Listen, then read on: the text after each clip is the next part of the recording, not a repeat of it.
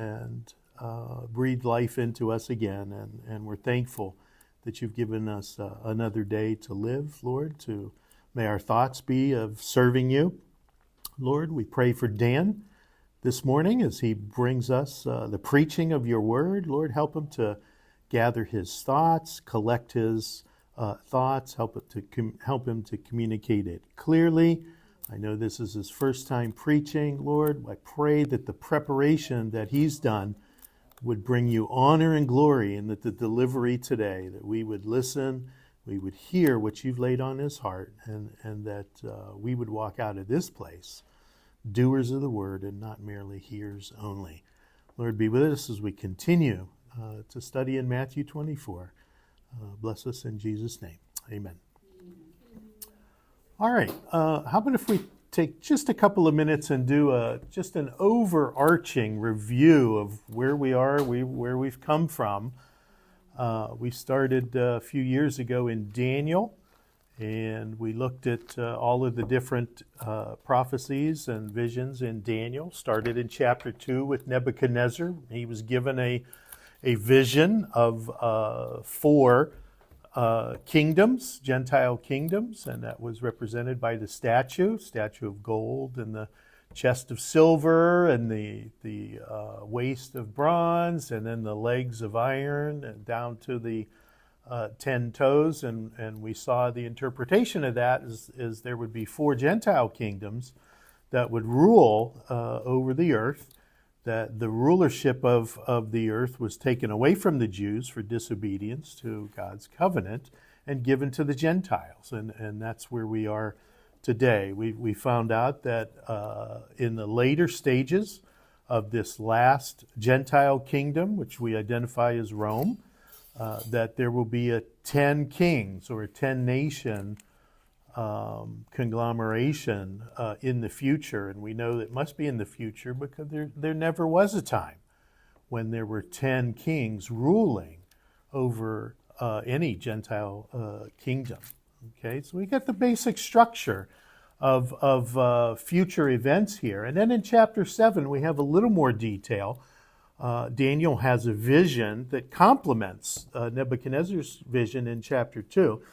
And we learn of a personage called the little horn that arises during the 10 nation stage of that final kingdom. And for the first time, it's introduced that this little horn, this person, is going to persecute the Jews for 3.5 years, okay, in his rule. It's really the first time that we have any hint that the nation of Israel is going to suffer incredibly later on in its existence. And then in chapter 9, Gabriel brings Daniel the prophecy of the 70 weeks. And this really is a little bit further segmentation of how things are going to go. That there's a future period of 7 years that the Lord is going to use to bring to bring to conclusion all of his dealings with the Jewish people as a nation and as a race. So these things that the 70 weeks, that prophecy that goes forth in Daniel chapter 9, splits that last 7 years into 2 chunks, in 3.5 years and 3.5 years, and in the middle is an entity or an event called the Abomination of Desolation. Not too much is said in Daniel chapter 9, but then in chapter 12, it talks about a time of incredible distress that will come upon the nation of Israel, so much so that one of the most powerful angels, Michael, will stand up and protect the nation of Israel. Things will be that severe. And it says towards the end of the chapter that distress on the land of Israel, the people of Israel, is going to last 3.5 years. Okay, lots of other things that we get, but the coming of the Son of Man in chapter 7 is a pivotal event. We've seen that's the return of Christ. Good correlation with what we've learned here in Matthew 24 and in Revelation 1 and Revelation 19, all of these things. And then when we come to Matthew 24, we first recognize that we already have now a last times, a last days framework from the book of Daniel and the other Old Testament prophets that involves that 7 years, that 3.5 year chunk, and another 3.5 year chunk. We already have that as biblical truth. So anything that Matthew tells us, or Paul, or John, or Luke, any of them, has to fit in that framework. There can't be anything that would detract or replace that framework. Now, some things in Matthew could enhance our understanding. There could be more details given about some of these times and stuff. And indeed, that is the case. We found out that, Jesus is coming out of the temple in the first part of chapter 24, and his disciples make mention of the beautiful stones and buildings.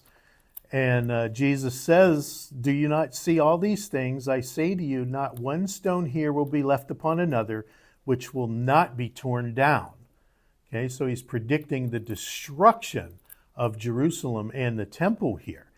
And to this day, you can see stones that the Romans came and just pushed over the edge of the Temple Mount that are still laying there on the ground from that destruction that happened in 70 AD.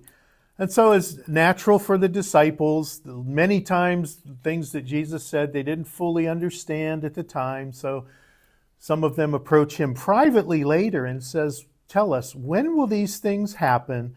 And what will be the sign of your coming and of the end of the age?" Okay, and we found out when will these things happen was really related to the destruction of Jerusalem that Jesus was talking about, and we saw that Matthew doesn't actually answer the disciples' first question: when will these things related to the destruction of Jerusalem and the temple? When will those things happen? When will those take place? And how do we know that? It's because Matthew 24 doesn't even talk about the destruction of Jerusalem. Doesn't talk about the destruction of the temple. But Luke does. And hopefully, Lord willing, we'll get to Luke's eschatology in the fall. Okay, we'll look at and see what Luke does. Luke actually does answer that first question. He mentions the destruction of Jerusalem. Okay, so that's where we go to find that. For whatever reason, Matthew decided not to include the answer to the first question, but he does answer the second question. What will be the sign of your coming and the end of the age? We saw that he kind of splits this whole thing up. He gives us an introduction of the entire tribulation period from verses 4 through 14. And at the conclusion of that, the gospel of the kingdom in verse 14 shall be preached in the whole world as a testimony to all the nations. And then the end will come, the end of the age. Okay? And because that second half of the tribulation period is so important, Matthew, I think, goes back and reiterates and pulls some of the other concepts Jesus made, kind of like, okay, let me tell you about that second half. I give you a big overview in 4 through 14 about the whole tribulation. Let me tell you about some details that's going to happen in that second half because they're significant. Okay, many things that are discussed here.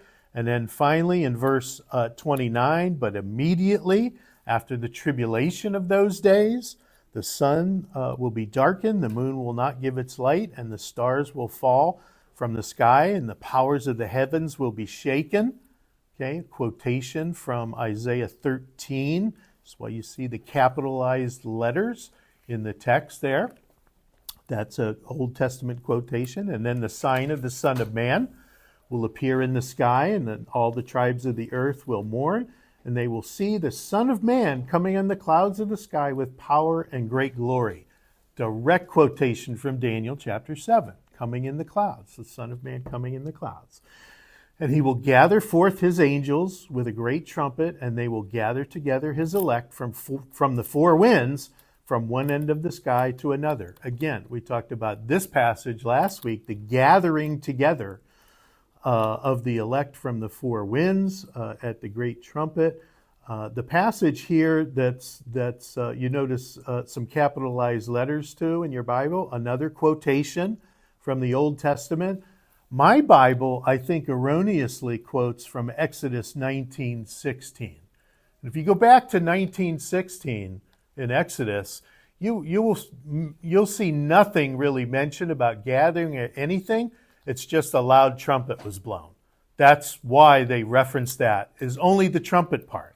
But you will find that the whole concept here of a gathering together from the four winds at a great trumpet is actually from Isaiah 27. And we talked about that last week. All of the things mentioned in this passage are from Isaiah 27. And I've actually decided that on June 2nd, when my next time to preach, we had enough discussion in the class on this gathering, and in view and in lieu of current events in the nation of Israel that's going on, I thought I would preach on this gathering together. How should we view the current state of Israel with respect to fulfillment of biblical prophecy? Has their coming together as a nation in 1948, does that have anything to do with biblical prophecy, or is it just total freak and it's a historical anomaly? It just kind of happened, So I'm gonna go through that and in enough detail at a later time. Okay. All right. Let's do a little review from last week's material, okay, and join a couple of additional thoughts. Last time we discussed the controversial verse in 24:34. Truly I say to you, this generation will not pass away until all these things take place. And the basic question is, what is the meaning of this generation? What did Christ mean when he said this generation will not pass away? Well, there certainly are some well-meaning folks that understand this to be, when Jesus said this generation, he meant the one that he was speaking to. Okay, the one that he was speaking to. And because he said all these things must take place, and what is all these things? Everything he said in Matthew 24. All the tribulation, the second coming in verse 29 and 30, all of that stuff. There are folks that interpret the Olivet Discourse here in Matthew 24 in light of their understanding of that one particular verse, okay? And that is called the preterist view, okay? They take the term this generation literally, which you should when you're interpreting the Bible. Literal interpretation is the best. But I think they kind of take it hyper literally and ignore some of the things that Jesus has said prior, especially at the end of Matthew 23. And the problem really with this interpretation method, with this assuming that this generation pertains to those alive during the time of Christ that heard him say this message, is that now you have to go back and interpret everything that Jesus said in light of that time frame. Okay? You're forced to. If it all happened in that generation, then, all of these things had to take place. We ought to be able to go find them in history, right? And the problem with that is, and the reason why I started in Daniel with the framework, is this approach really replaces Daniel's framework that we've already established from the Old Testament scriptures. Okay? We're going to do something else now with the text. Okay? And it's outside. We actually now, if you're a preterist in your view, you now have to go back, starting in verse 4 all the way through, and you really have to switch to some kind of allegorical or symbolic meaning of the text at this point, and you have to assign meaning to all of the things that happened. Okay, one of the things that those who espouse this view do is they go back in history around the time of the destruction of Jerusalem in 70 A.D. And one of their favorite sources for information of that time is the Jewish historian Josephus. Josephus, very verbose in his writing. He liked to write a lot. He was long-winded and stuff. But if all of these things really happened in 70 A.D., then they're history.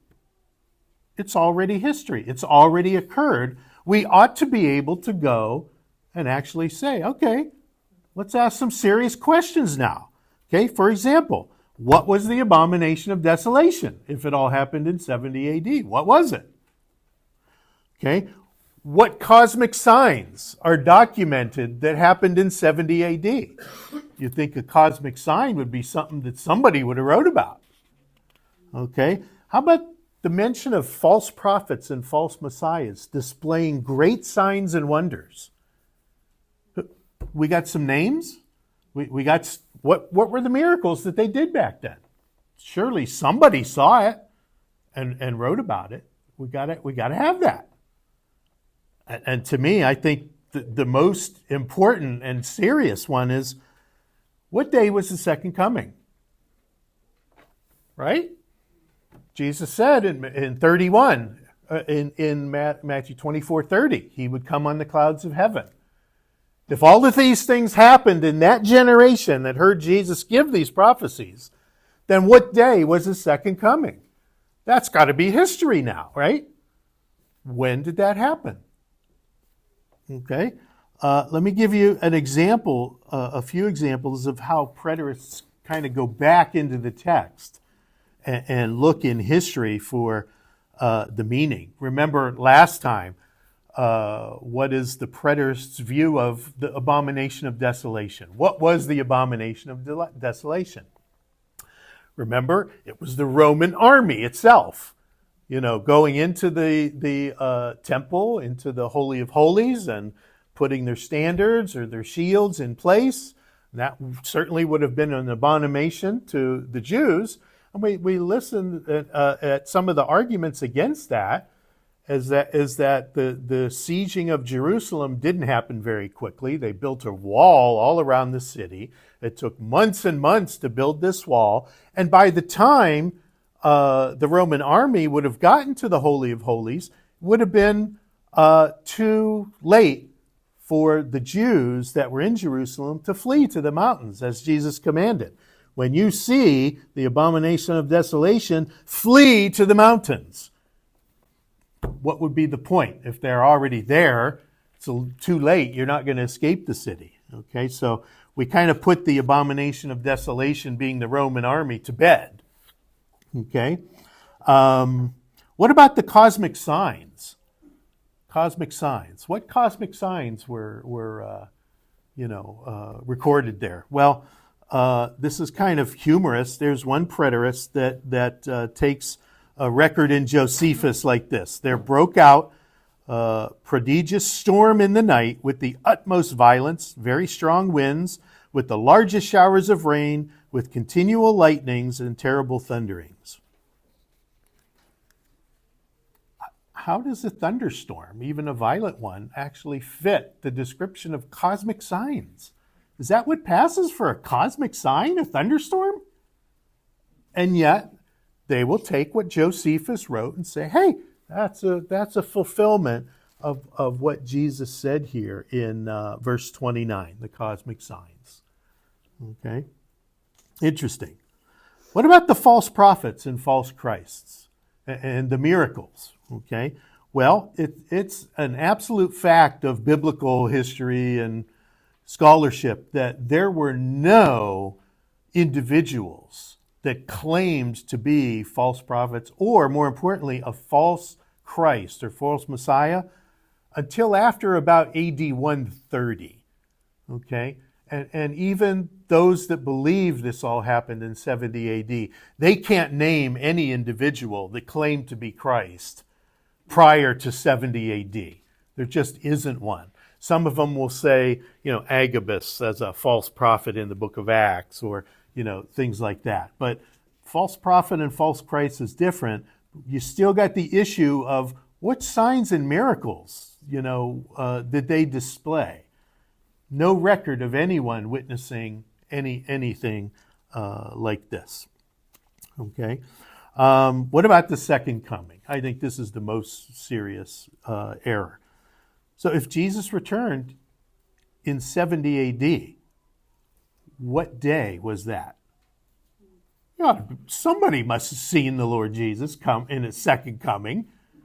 Josephus doesn't record it. None of the apostles record it. No Romans recorded it. Nobody recorded it. You would think that would be an event, if the whole world is going to see it, that somebody would have recorded that. But there is nothing there. Okay, Thomas Ice, I think, gives a really nice summary of the problems here. He says, if Jesus returned in 70 AD, as preterists say, then on what day did he return?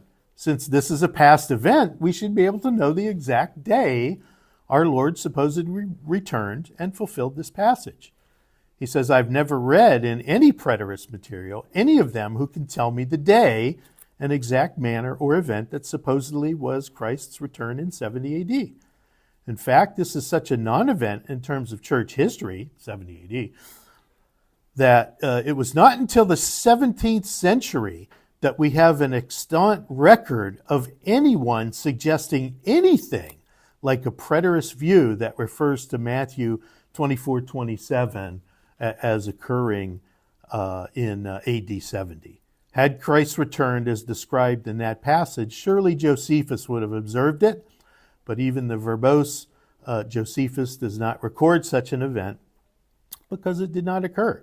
When the second coming of Christ, as described prophetically in Matthew 24:27-31 occurs, we will be able to note the day and the hour.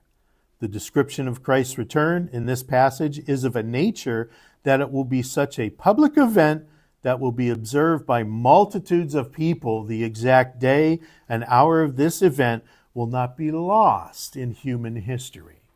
Okay?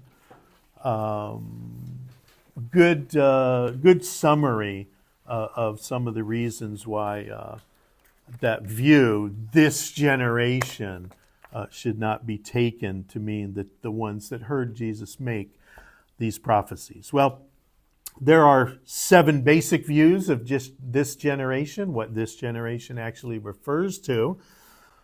Some of them we just automatically discount because they're kind of silly. Okay, like the first one, Jesus was mistaken, or he was wrong in his understanding. Okay, we as biblicists and believers in the deity of Christ, that's just not even an option to consider. And even the people that believe that make such poor arguments for it that they're not worth entertaining. Christ meant the entire human race in general. Okay, easy to dispense with. Christ was referring to the generation alive in his lifetime. That is the preterist view. We've kind of already dealt with that. Or Christ was referring to faithful Christians in general. Okay, and our problem with that is Christians are not in Matthew 24. This is a Jewish time. What is the whole purpose for the 7-year tribulation period? Okay, we go back to Daniel chapter 9. Who is it for? It's for Daniel's people and the holy place, Jerusalem. Okay, has nothing to do with the church. The church won't be here. We will be gone. Okay, that's the doctrine of the rapture, which we will take a look at in the fall also. We may do that before Luke. What is the evidence for an imminent rapture of the church? So really the first 4 you can kind of dispense with very quickly. The 5th one, what about this generation referring to the Jewish race as a people? Okay, the Greek word certainly has that kind of semantic range. It's possible. But there's an additional burden here in the passage of Matthew 24 It says this generation will not pass away until all these things take place. So it can't be the it can't be the Jews as a race or a nation, because we have a requirement that they pass away after all these things happen. Okay, that would be a violation of the eternal presence of the Jewish nation as a result of the Abrahamic covenant. Okay, they will be a perpetual people forever. That's part of the stipulation in the Abrahamic covenant. So the thought of the Jewish race, this generation, meaning the entire Jewish race, passing away after all these things happen, that would be a contradiction of the Abrahamic covenant. Okay. What about the sixth view, that this generation refers to a future evil generation? And we kind of get that idea from the end of chapter 23.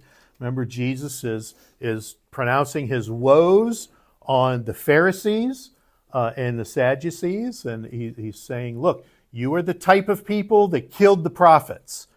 Okay, you say one thing and do another. You people are the ones, like the ones that killed the prophets. And he actually says in verse 35, that all the blood, all the righteous blood shed on the earth, okay, it's going to fall on you. From the blood of righteous Abel in Genesis, the first murder, all the way to the blood of Zechariah, which last murder in biblical Old Testament history, okay, whom you murdered between the temple and the altar. So Jesus uses this collective you to say that you murdered the prophets, in the sense that you are just like the type of people that murdered the prophets. And it's ironic that he said that he pronounced judgment on them. All of that blood is going to fall on you, including the blood that you're about to spill, my own. They were the type of evil generation of unbelieving Jews that eventually put the Lord Jesus to death. He's saying that is the type of people that this generation refers to, the rebellious, sinful generation. Well, one issue is if this generation refers kind of to the type and category of evil Jews, they're in that state now. There's been, all the generations after, the time of Christ, there have been lots of generations like that. Essentially all of them. Very few Jews have come to know Christ. Most of them are still in rebellion. And so the question that view asks is, or that view doesn't say, is when will this future evil generation, which one did he mean when he says this generation? Okay, that's kind of left unanswered by that view. And then the final view, the generation refers to a future generation which will be alive during his second coming. So those that are alive to see the beginning of the tribulation period, that generation won't disappear until the entire tribulation and all the events that Jesus has just spoken of will have come to pass. Okay? Now, the problem with that is if those Jews alive in that future generation, if they all pass away after these things happen, that's kind of a violation also of Daniel chapter 12. Remember in verse 3, after the time of distress that correlates with the second half of the tribulation, what happens? There's a remnant of Jews that are rescued. Okay? So the one weakness of the last view is that there has to be room for some of those Jews to not pass away after all these things happen, right? There's got to be a little bit of room there. And that's why I suggest a combination of view 6 and 7 into like an eighth view. And it really is that this generation is the generation that sees the beginning, those Jews that see the beginning of the tribulation period.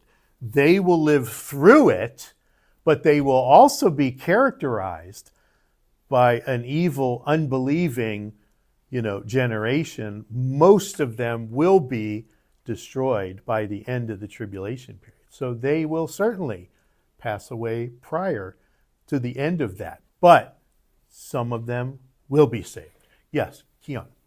Well, is it that second 3.5 year of the tribulation? Mm-hmm.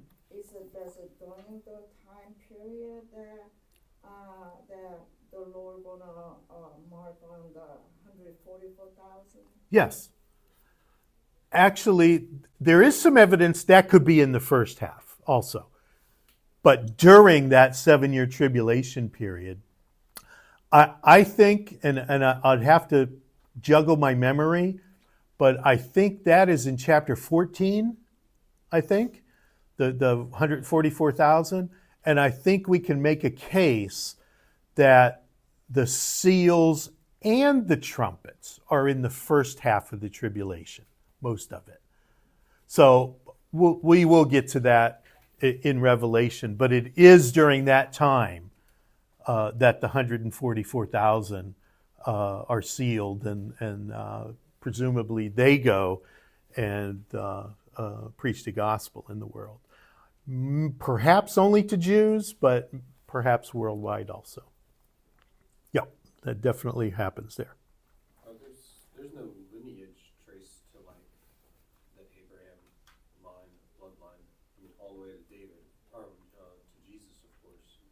But then, since he said that the Jewish people never... Right. After that, at least the formal records of lineage were destroyed in 70 AD. But those Jews that, scattered to all the nations, they certainly know their own bloodline. So, though none of them could probably prove, like I don't believe any Jew today could actually make a claim of Messiah, because they've got no way to prove that they're from the lineage of Judah. They can't prove that they're from that tribe. However, at least the priestly, line of Aaron and that kind of stuff. Yes, the Levites. I think they've at least kept track of who they are, so that they could serve in the temple that's going to be rebuilt. So they can't prove it, but I think the family history, passed down orally or whatever, they know which tribes are there. But no one could definitively prove that they're from any one or given tribe. Yeah, all those genealogy records are lost. And it's interesting, the one genealogy record that remains is the one in Matthew.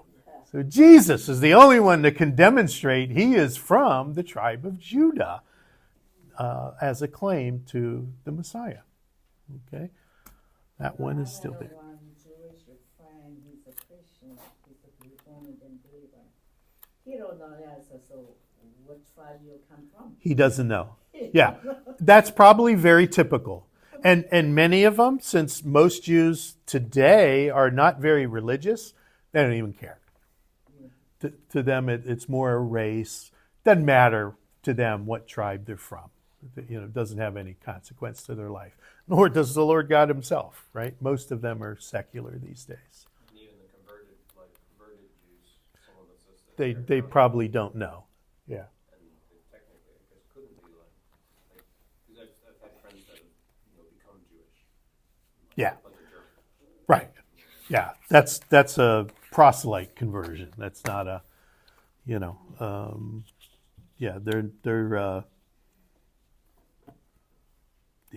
it's like a Jewish convert. They'll go through all the motions and stuff, but it's like they're not truly Jewish. Okay, again, this generation will be those Jews alive during the start, of the events surrounding the second coming, that represent the rebellious evil Jews, and they will be destroyed at the end of the tribulation and stuff. So that handles all the details of this generation and the passing away, all of that stuff. And it really does fit also with the days of Noah that Jesus is going to talk about here pretty soon. There's a aspect of some Jews that are going to go. All right. Now we come to what I think is the most difficult passage in Matthew 24. This generation, it was involved, but not difficult. This one, I think, is genuinely difficult. And to tell you the truth, I don't know what the answer is. But there's so many different opinions. But those in our camp have two main ones. I'm going to highlight those for you here. We handled, this generation. The passage in question is this. But of that day and hour, no one knows. Okay, what's he talking about? His coming, his second coming. Not even the angels of heaven, nor the Son, but the Father alone. Okay? Now, the question is, wait a second. Wait a second here.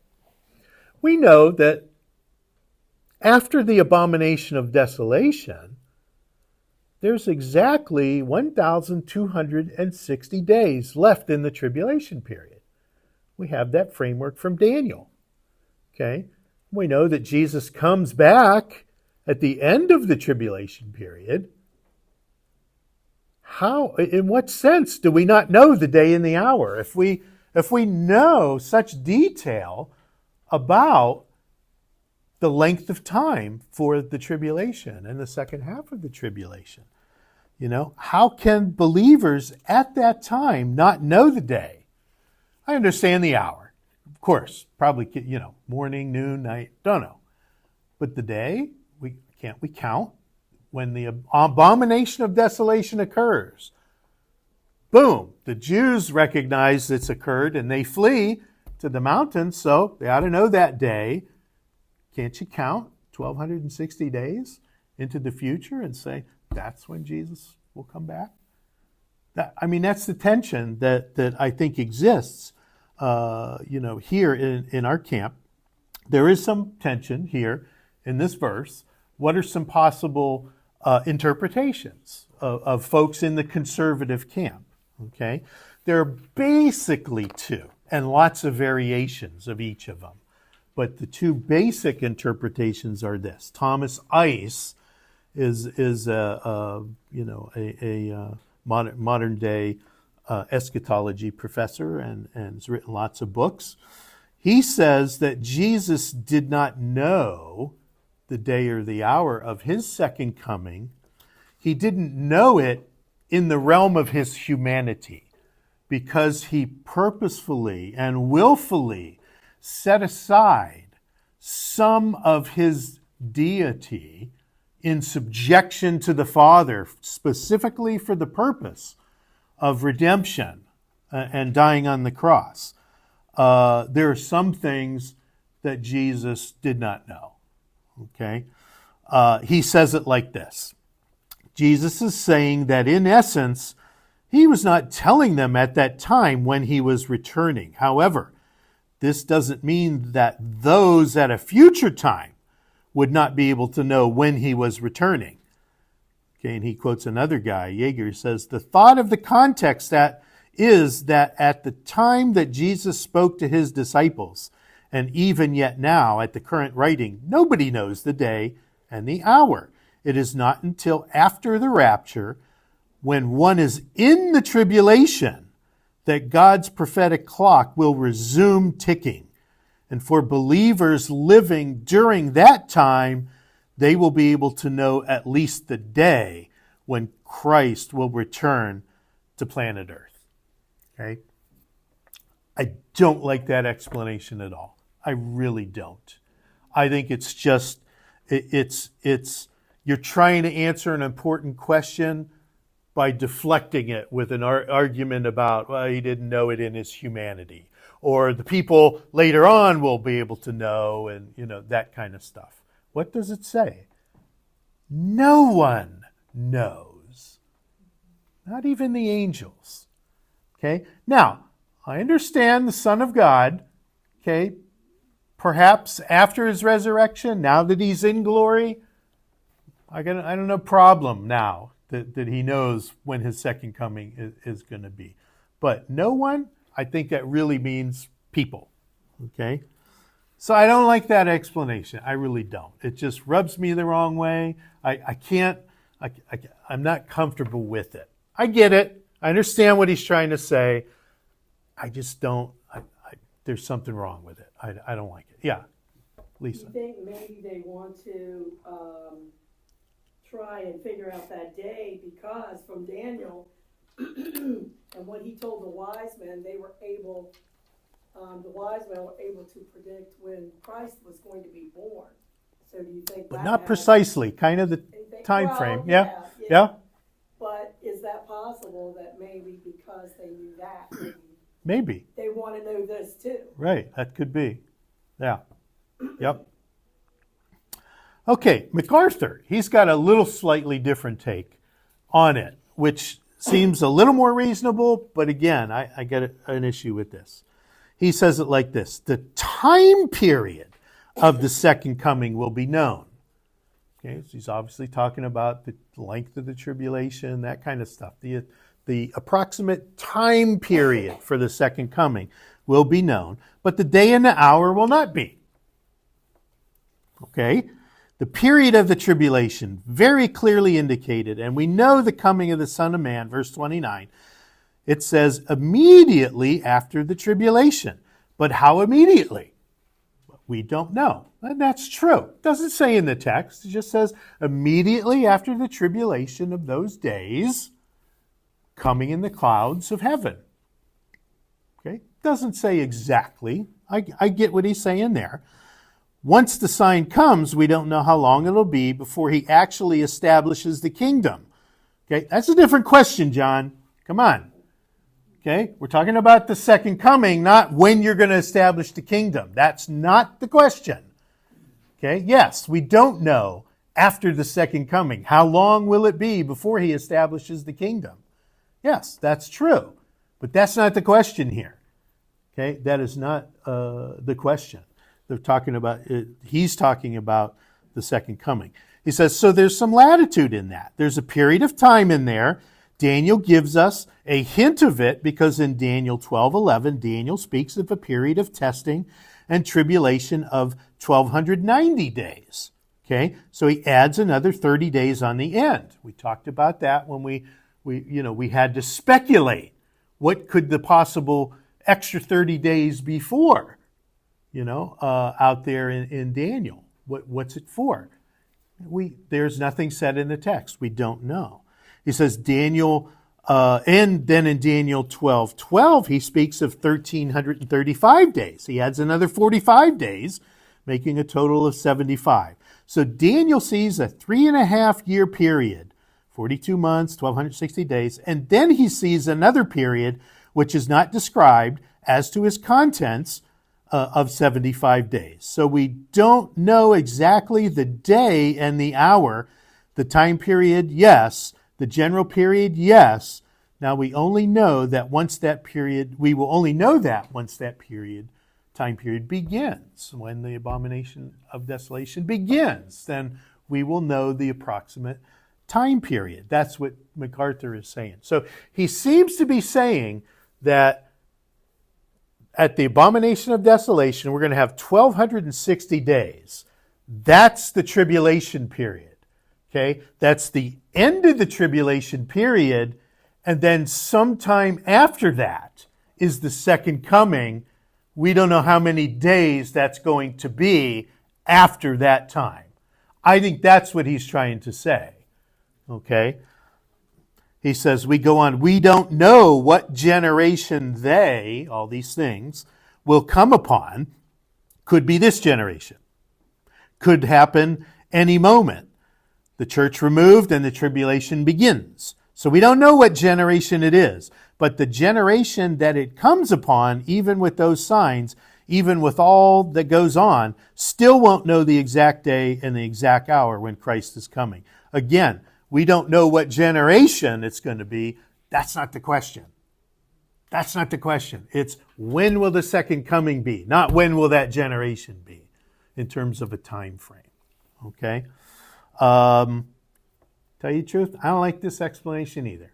I really don't. It seems to shift the focus from the second coming to what generation. We don't know when that generation is going to be. We don't know when the tribulation is going to start. And all of that is true. We know the event that marks the beginning of the tribulation from Daniel chapter 9 is the signing of the covenant with the nation of Israel. Okay? But other than that, we don't know. All right.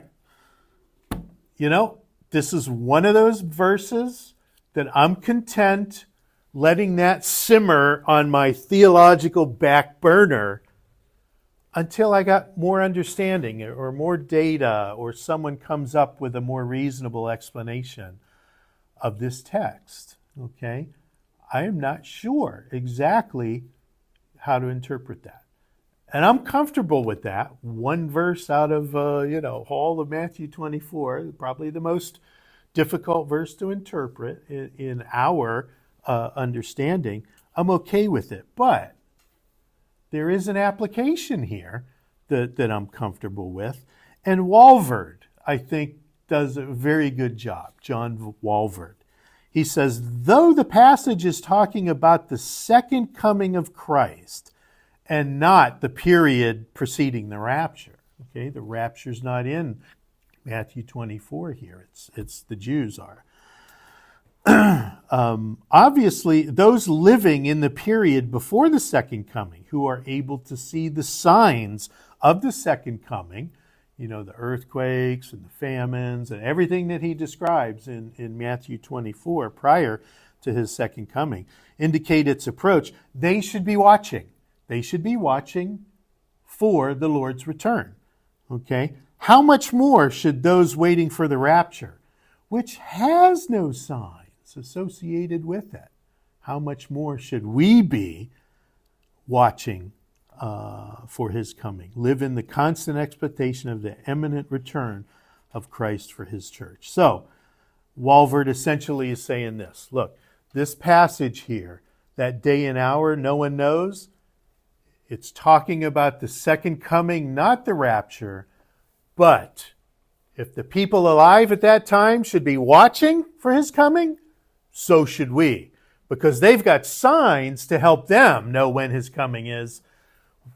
The rapture is signless. It's an imminent event. It could happen at any moment. Nothing must happen as an event prior to the rapture.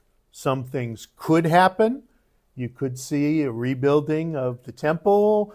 You could see lots of things prior to the rapture, but nothing must happen prior to an imminent event. That's the definition of imminency. Lisa. Does that include the time then of the Gentiles to be over? I think that there is some there's some speculation whether the end of the time of the Gentiles is at the end of the church age. What event marks the end of the church age? The rapture of the church. Okay, but there's also the part of the prediction is that Jerusalem will be trampled by the Gentiles until their time is over. I think the time of the Gentiles, that actually goes into the tribulation period because the Antichrist's government and his kingdom certainly has its goal, the destruction of Jerusalem and the nation of Israel and all that kind of stuff. So I think the times of the Gentiles kind of extends into the tribulation period. But there are, good expositors that would disagree with that would see that's at the end of the church age, the time of the Gentiles is over, and they would probably discriminate the time of the Gentiles with the time of the Antichrist, different kind of thing there. Okay, it's half dozen of one, 12 of another kind of thing, which it's there are good issues on both sides. Okay. All right, now let me see. 1022. How in the world do I have two more pages here? No, I got one page. Okay, I think we can get through this. The days of Noah. Okay, so he says, "For the coming of the Son of Man will be just like the days of Noah." Okay, and he goes on to say what he means. For as in those days before the flood, they were eating and drinking, marrying, and given in marriage. Okay, who's the they? Until the day that Noah entered the ark. At this point, they might be Noah and his family, but it could also be everyone else, the unbelievers. Okay, not exactly sure. But the next verse nails it down for us. And they did not understand until the flood came and took them all away. So will the coming of the Son of Man be. Okay, there'll be 2 men in the field, one taken, one left. 2 women grinding at the mill, one taken, one left. Okay, just like the day of Noah. Now the question is, in Noah's day, okay, we see that they are unbelievers. They were eating and drinking. They were marrying and giving in marriage. Okay, they did not understand until the flood came and took them away. Where were they taken? They were taken away in judgment. They were all drowned in the water. All of them, except for Noah and his family. So they were taken in judgment. Okay? Keon, you had a question. Well, I remember a little bit, reading in Noah is a while ago. Those people, unbelievers, they don't know that's coming.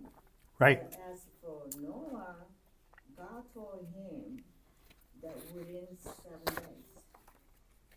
But he preached for 100 years or so. But Lord, So- within 7 days, I will send the rain. Mm-hmm. So Noah knew within 7 days it's going to be rain. Yep. But as for unbelievers, they have no clue. Or they don't Well, even believe it. I'm sure Noah warned them. He's been warning them for hundreds of years. He had no converts in all that time, 20 years. And Long time. is today kind of like that? Yeah. We have the preaching of the gospel, all over the place. And unbelievers still, it's not that they just refuse to believe. Okay? And I think the same way in Noah's day. They refused to believe. They heard Noah preach. Okay? They didn't understand in the sense they didn't believe him. And so when the time came, they were taken away. Okay? And they were taken away into judgment. And this is one of the main interpretive issues in this passage about whether or not the rapture, 2 taken, 2 in the field, 1 taken, 1 left. Okay, 2 at the grinding at the mill, 1 taken, 2 taken, 1 left. Okay, I believe because of what he says about the days of Noah, and further what he already said in Matthew 13. Remember, Matthew 13 was the first hint of any eschatology in Matthew. And what was in Matthew chapter 13? It was the wheat and the tares parable. And in Jesus' explanation of the meaning of it, again, disciples heard it. They came privately, wanted to know what the interpretation was. Jesus gave them the interpretation. And he said this, the son of, where did I start? 37. He said, the one who sows the good seed is the Son of Man. The field is the world. As for the good seed, these are the sons of the kingdom. The tares are the sons of the evil one. The enemy who sowed them is the devil. The harvest is the end of the age. The end of the age. Okay? The end of this current age. In Jewish eschatology, there are 2 ages.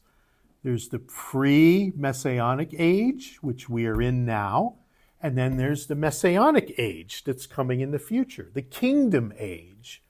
Okay? So just as the tares, it says the harvest is the end of the age, and the reapers are angels. So just as the tares are gathered up and burned with fire, so shall it be at the end of the age. He's saying the tares, who are unbelievers, they are going to be gathered up. He says the Son of Man, in verse 41, will send forth his angels, and they will gather out of his kingdom all stumbling blocks and those who commit lawlessness, and throw them into the furnace of fire. In that place there will be weeping and gnashing of teeth. Then the righteous will shine forth as the sun. Again, quotation from Daniel chapter 12. The righteous will shine forth. Those are the ones that will be rescued whose names are in the book in Daniel chapter 12. Okay, he who has ears, let him hear. Okay, so notice this, it's the stumbling blocks and the lawless who are removed by the angels at the end of the age. Okay, and how does that compare to Jesus' use in the days of Noah? Who was taken in the days of Noah? Unbelievers. Where were they taken? Taken away into judgment. Okay, and the main point here is that in Matthew chapter 24, Jesus is saying at the end of the age, he is going to send his angels and gather unbelievers. Okay? He's going to gather up the unbelievers, and they will be taken away. Who's taken away? 2 men in the field, one taken, one left. Unbelievers. Where will they be taken? They will be taken away to judgment.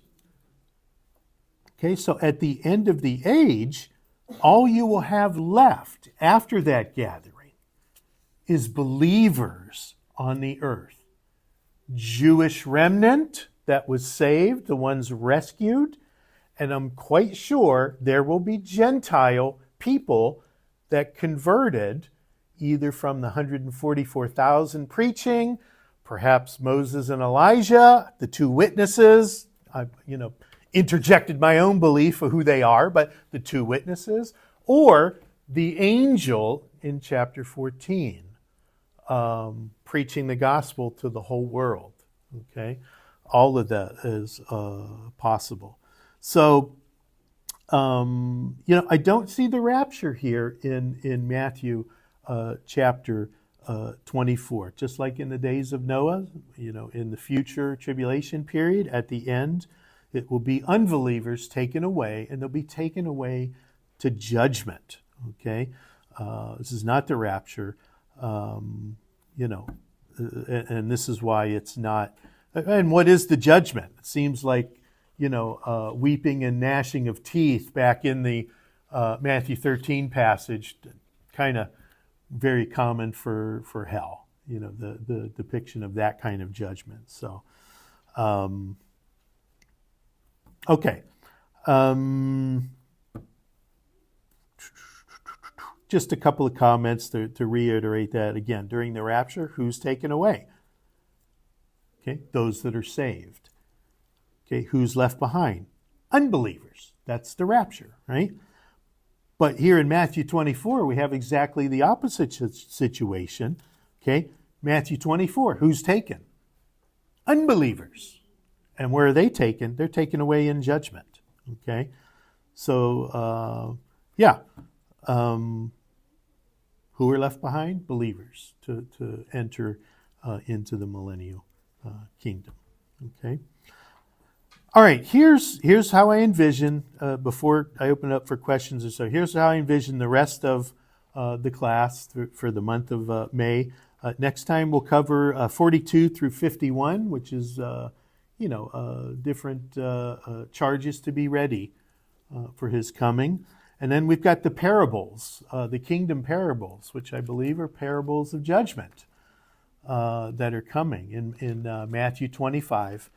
And so the sheep and the goats in the end of Matthew 25, I think probably depicts that separation of believers and unbelievers at the end of the age, where the unbelievers are finally taken away in judgment, and the believers are left behind to populate the kingdom.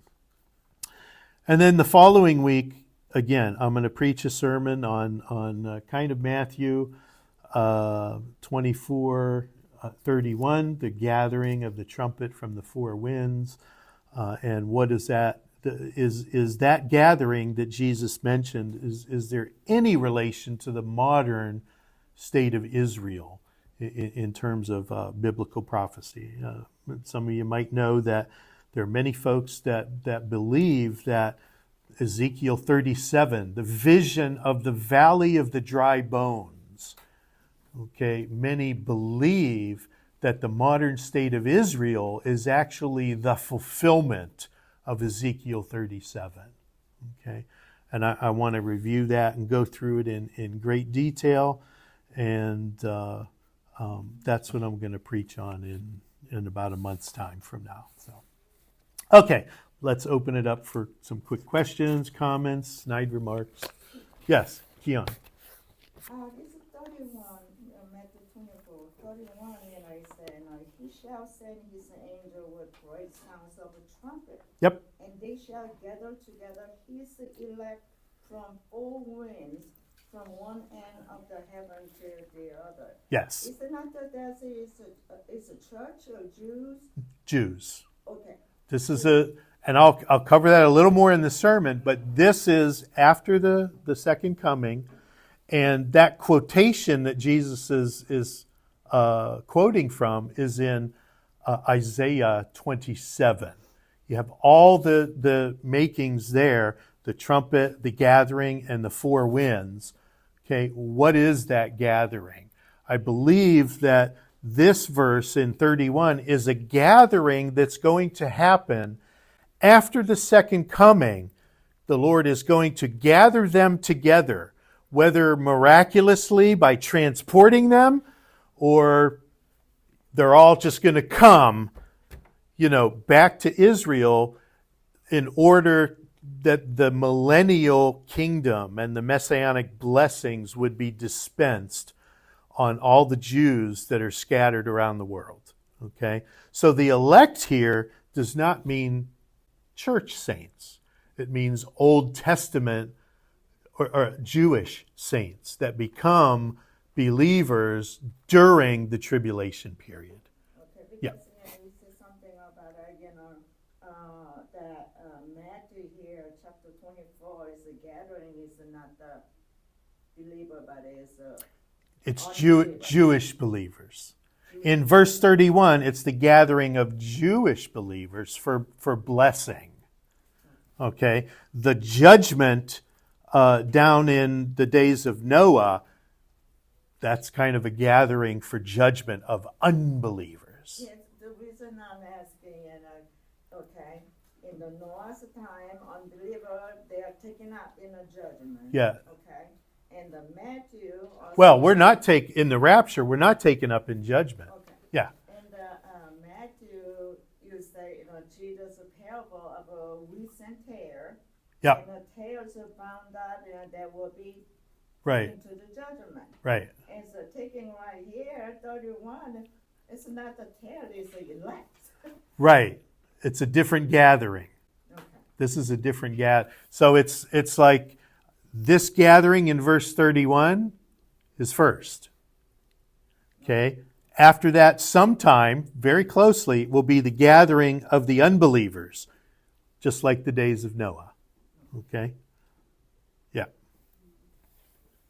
I'll get into that a little bit more, I think, in my sermon, because it is an important point. Because these are gatherings of Jews that are specifically mentioned in the scriptures. Yeah. Other questions or comments?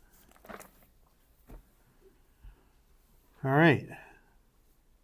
Exhaustion has set in. Mental and physical exhaustion has set in. A lot of material, a lot of very detailed things in the text of Matthew 24. This is why there's so many different interpretations. It's very difficult to get a view that can answer everything about the text and still maintain that Daniel framework that's already established biblical truth. That is a very important part of it. And when you start in the New Testament and you develop your eschatology only starting in the New Testament, you will invariably replace some of the biblical truth in the Old Testament that already exists, and it will cause you to reinterpret Old Testament themes and passages in an unbiblical way, I think. So, enough.